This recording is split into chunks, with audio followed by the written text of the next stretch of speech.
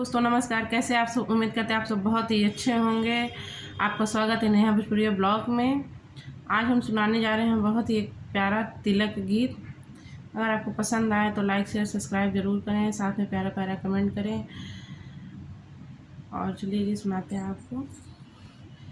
के कर ऊंची महलिया ते जगमग करेला हो, के कर ऊंची महलिया ते जगमग करेला हो, के कर सुंदर लीलार तिलक भलु शोभेला हो, के कर सुंदर लीलार तिलक भलु शोभेला हो। दशरथ जी के ऊंची महलिया ते जगमग करेला हो, दशरथ जी के ऊंची महलिया ते जगमग करेला हो। राम जी के सुंदर लीलार तिलक भलु शोभेला हो, राम जी के सुंदर लीलार तिलक भलु शोभेला हो।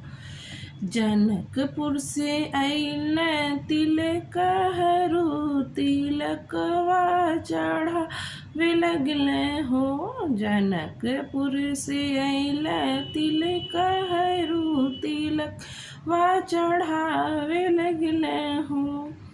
राम जी के अंगना तिलक चढ़त देख सुहावन हो, राम जी के अंगना तिलक चढ़ सुहावन हो।